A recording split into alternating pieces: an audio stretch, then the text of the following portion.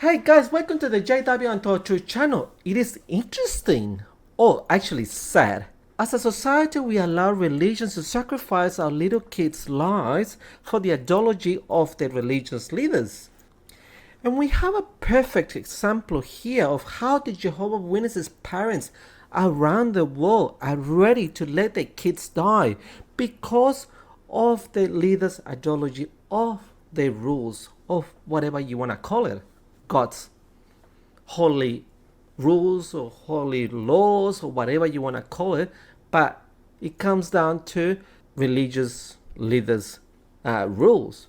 So we are going to see firsthand how the Jehovah's Witnesses uses the death of an innocent child to further brainwash their followers.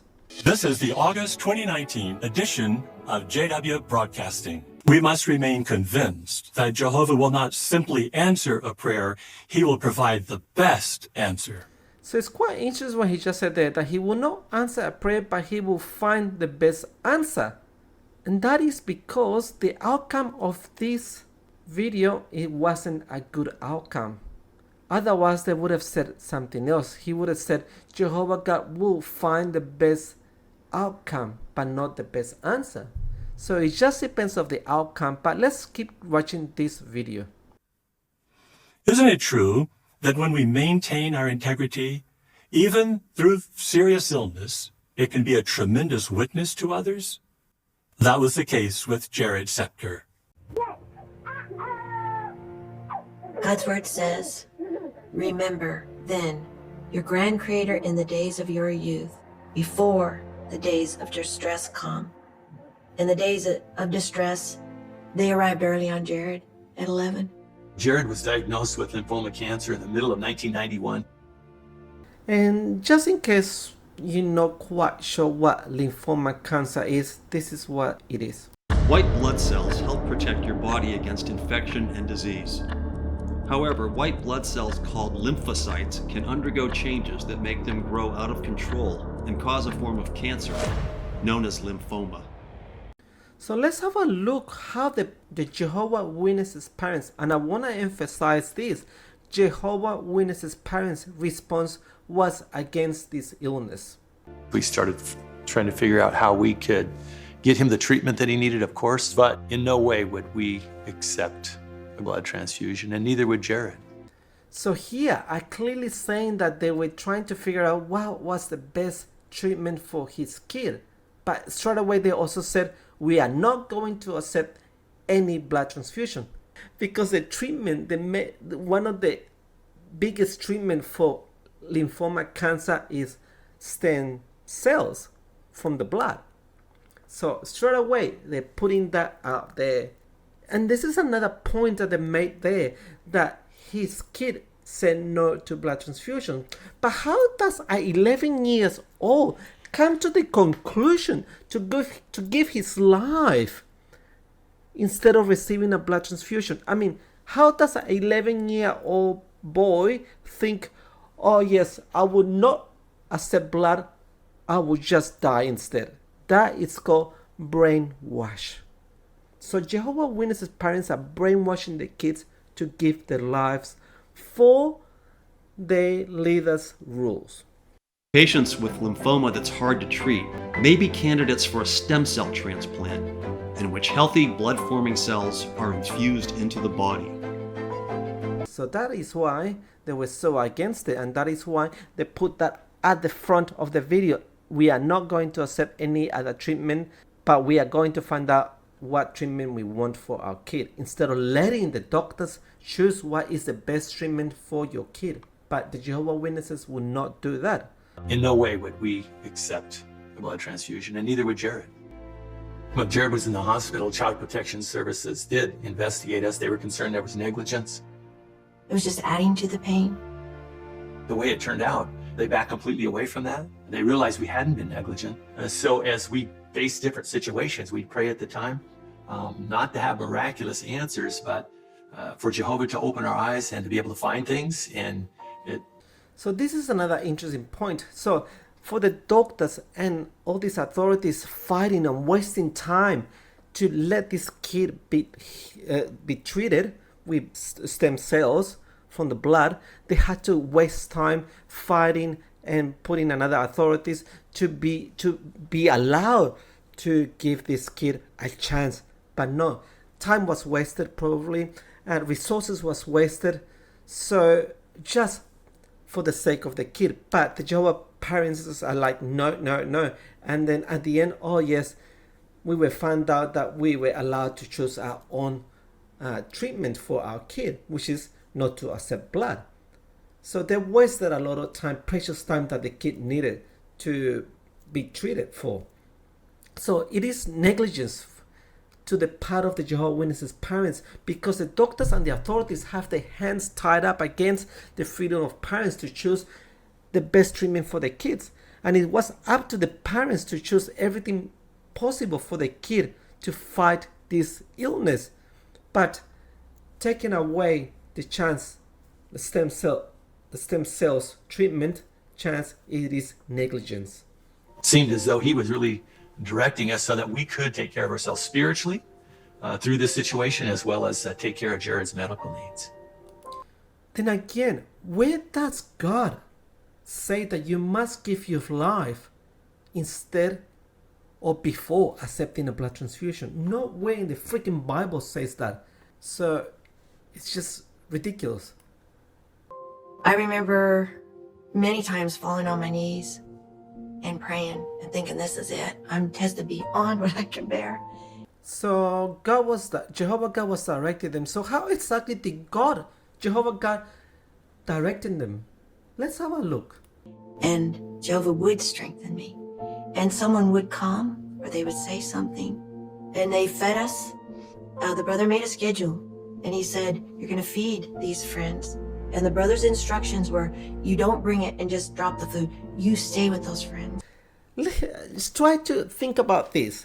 This is the Jehovah's Witnesses rationale. So Jehovah is letting Satan to make this little kid suffer through death to test this couple. What kind of a God are we talking about here? I mean, who would do that? I mean, this is ridiculous. This kind of thinking that Jehovah's Witnesses have is just stupidity. It made me cry, the love and the caring that we experienced. One time I remember the hallways of this hospital, 1,500 miles away from our home, started filling up with people. To me, that's answering prayers too. So Jehovah provided other Jehovah's Witnesses to make sure not to change your minds about blood treatments, and that is called reinforcement thought.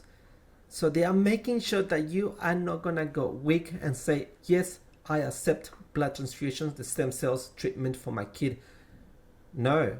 So they are making sure that you are kept well fed, reinforced, that you are not going weak on this decision. It was hard for us to get out of the hospital. So they recorded talks. They would look us in the eye and they'd say, now you need to listen to this. It will keep you strong.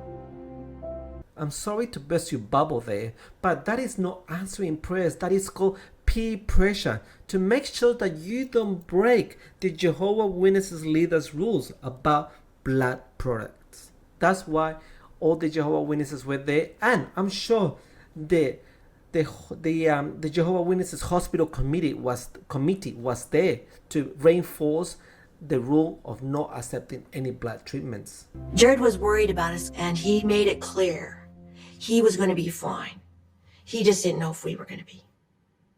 He died in June of 1992. So the key word here is to keep strong. Again, they were fed constant brainwashing talks that reinforces their beliefs to stay loyal to the organization and in not accepting blood treatments. He was at home, and the last thing he said to us was, work hard so we can all be together again. This is another key word here. Work hard. You see, they are brainwashing the Jehovah's Witnesses with this information. Work hard, Jehovah's Witnesses, which it means staying loyal with the organization. That's what it all means, staying loyal, follow the rules, stay close to the organization, because that's the only way that you're gonna gain everlasting life. It's numbing, because it's almost like you're living a nightmare, because you never think that those things will happen to you. But it did. I didn't want people to see me cry. I didn't want pity. And I didn't, because of that, those negative feelings, my imagination ran wild. What helped me, I know, was Gary putting into my heart and mind that this is a fight. It's been a challenge for all mankind that if you make it hard on them, they don't love you. Satan said that about Jehovah individuals. So I would be giving into that.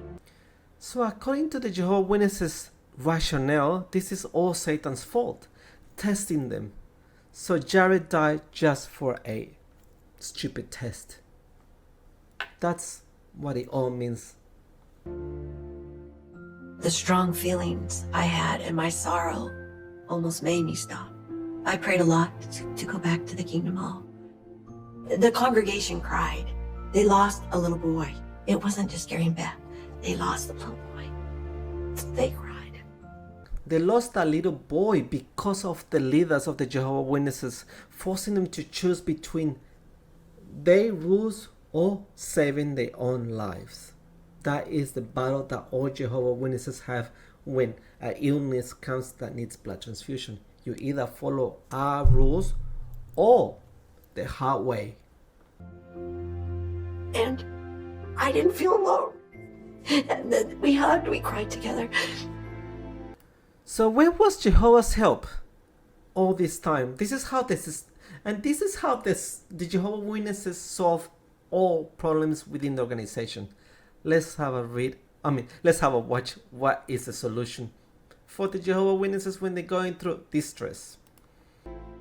It really benefited us to get right back into spiritual focus and get our mind off ourselves.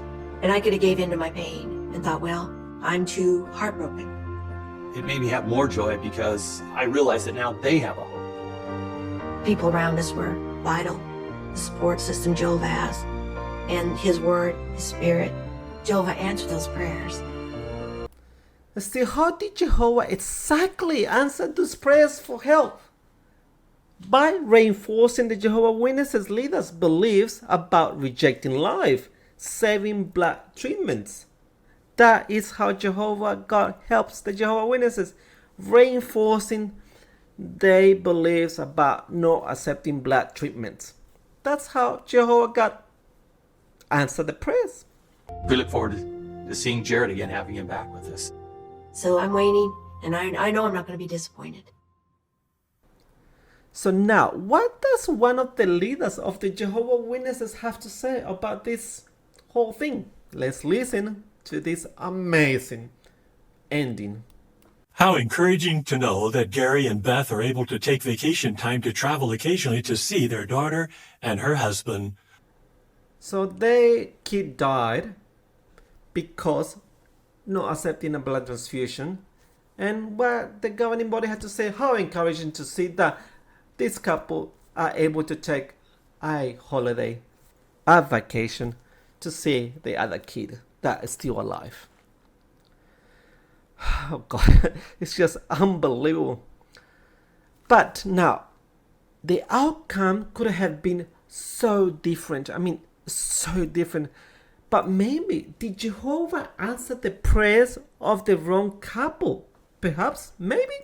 Let's watch this video and you can see the contrast of a Jehovah's Witnesses video reinforcing their beliefs to a normal family celebrating or affirming the treatments of life-saving treatments as stem cells. Let's have a look. You know, all I want to say is thank you for saving my son. These doctors that we met truly helped us feel comfortable in the decisions that we had to make and feel comfortable and trust in them to help us make the right decisions for our child. And they saw us in the darkest hours and they made us kind of hit it head on and not waste any time, because there really wasn't any time to be wasted. the relationships that these doctors and these nurses and child life creates with your child really help make it not feel like a hospital. They were just so wonderful and made such a hard situation so much easier because of their personalities with us and the way that they treated George. It is really, really important to me that he has those positive memories of everything, and it's not something that's scarred him. It's a huge testament to the hospital, and that was one of the reasons why I wanted to go there in the first place, because they are all about kids, and that is so important, and that got us through it. You can't say thank you enough. You can't express how grateful you are for not just their ability to do what they do, but all the time and effort that they put into that. They are the people that got us out of that hole. They are the people that helped us when we were at our lowest low. I like to play football with my dad. Here I got to go to camp. We love those two boys more than anything in the world. The people at the hospital not only gave us George back, they gave him his future, and that's, something we'll never forget and never take lightly. We got our son.